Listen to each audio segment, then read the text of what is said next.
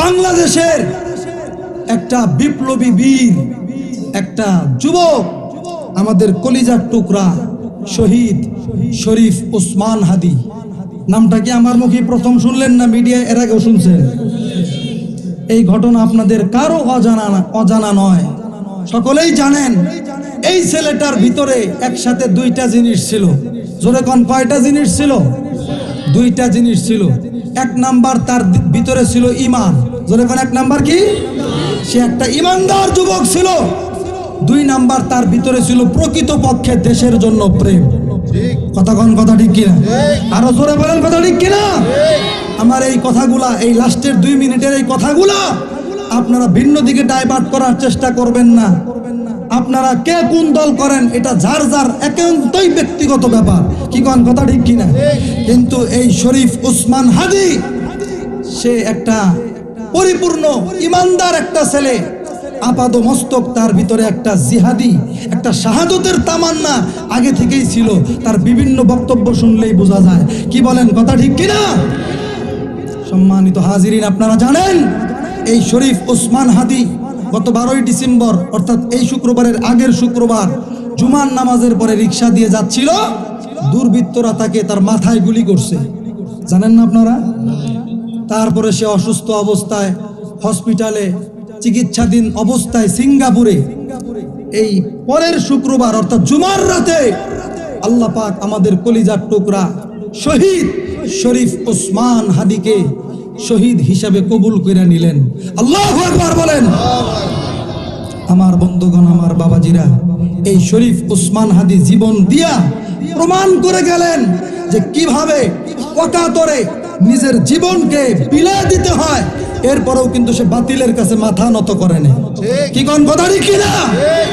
ওর ভিতরে একটা বিষয় ছিল, সে আধিপত্যবাদ বিরোধী সংগ্রামী একজন বীর ছিল। আধিপত্যবাদের সংগ্রামী ছিল সে। কি বলেন কথা ঠিক না ব্যাটি? সে চেয়েছিল যে এই দেশটাকে কিভাবে ইনসাফ ভিত্তিক একটা দেশ গঠন করা যায়।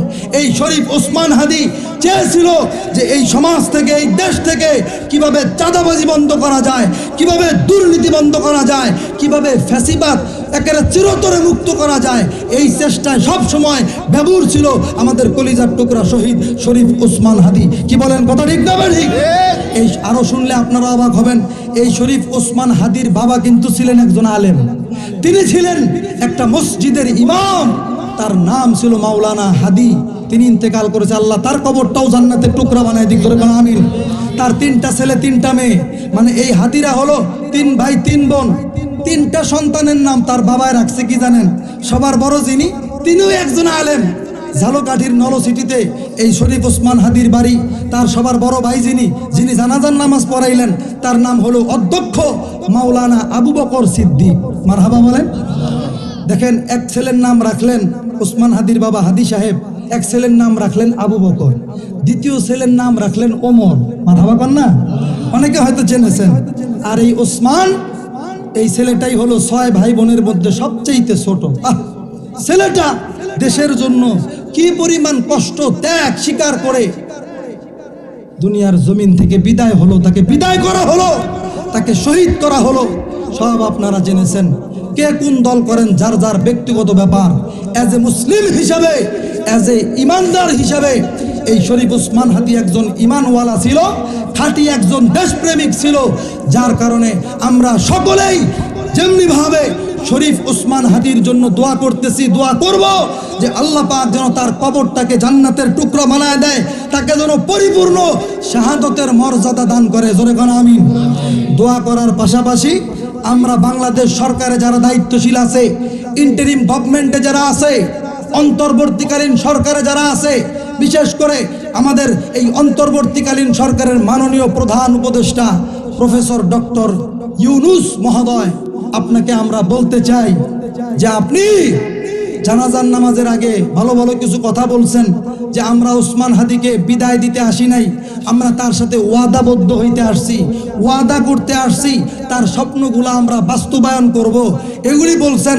আপনাকে ধন্যবাদ জানাই। তবে আপনার কাছে আমরা এটাও দাবি জানাই, অনতি বিলম্বে এই ওসমান হাদির খুনিদেরকে ধৈরা আইনা তাদেরকে আইনের আওতায় আনতে হবে, সর্বোচ্চ শাস্তি কার্যকর করতে হবে, তাদেরকে ফাঁসির কাস্টে ঝুলাইতে হবে। আমার এই কথার সাথে আপনারা একমত? সকলে একমত? নারায়ে তাকবীর! আল্লাহু তাকবীর! আল কোরআনের আলো, ইসলামের শত্রুরা, লিল্লাহি তাকবীর! আমার শেষ কথা, আমাদের মুসলমানদের ভিতরে বড় চার ইমামের এক ইমামের নাম হলো ইমাম আহমদ ইবনে হাম্বল রহমতুল্লাহ আলাই। তার একটা বাণী, তিনি বলেছেন আমাদের এবং তাদের পার্থক্য হলো, পার্থক্যের প্রমাণ হবে আমাদের আর তাদের জানাজার নামাজ। আমার বন্ধুগণ, শরীফ ওসমান হাদি চেয়েছিল ঢাকা ৮ আসনের এমপি হবে। আল্লাহ চেয়েছেন এই শরীফ ওসমান হাদিকে সামান্য একটা আসনের এমপি না, তার তামাম দুনিয়ার বাদশাহীর মতো মর্যাদা দিয়া আল্লাহ তারে কবুল করছে। জোরে কোন কথা ঠিক কিনা? যার প্রমাণ হলো শরীফ ওসমান হাদির গতকালকে জানাজার দৃশ্য দেখছি আমরা। কি বলেন, কথা ঠিক কিনা? একটা ঐতিহাসিক জানাজা হয়েছে, লক্ষ লক্ষ মানুষ তার জানাজায় হাজির হইয়া চোখের পানিগুলো ছেড়ে ছেড়ে আলেম ওলামারা, বাংলাদেশের সর্বোচ্চ মানের ওলামায়ে কেরাম, সকল আলেম ওলামাগণ, মাদ্রাসার ছাত্রগণ, হাজার হাজার মাদ্রাসায় হাজার হাজার কোরআন খতম হয়েছে আমাদের কলিজার টুকরা শহীদ ওসমান হাদির জন্য। কি বলেন, কথা ঠিক না ঠিক? আপনারা দেখেছেন আলেম গাইরে আলেম সকলেই এই শরীফ ওসমান হাদির জন্য চোখের পানি ফেলে ফেলে কেঁদেছে, তার জন্য দোয়া করেছে।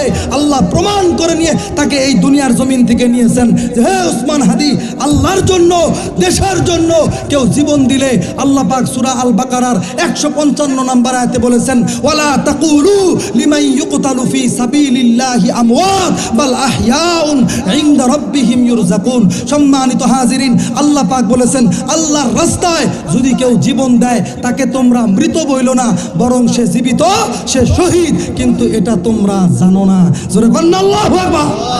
আমরা দোয়া করি আল্লাহ পাক আমাদের শরীফ ওসমান হাদি ভাইকে পরিপূর্ণ শাহাদতের মর্যাদা দান করুক। মোহাব্বত নিয়ে বলেন আমিন। আর এই শরীফ ওসমান হাদির বিচার আমরা সকলে চাই অতি তাড়াতাড়ি, যেন খুনিদেরকে, যদি বঙ্গবন্ধুর খুনিদেরকে বিদেশ থেকে আইনা বিচার করা যায়, তাহলে শরীফ ওসমান হাদির খুনিদেরকেও ধৈর্য আইনা বিচার করা সম্ভব। কি বলেন, কথা ঠিক না ঠিক? এই বিচারের দাবি সরকারের কাছে জানিয়ে আজকের আলোচনা এখানেই ক্ষান্ত করছি।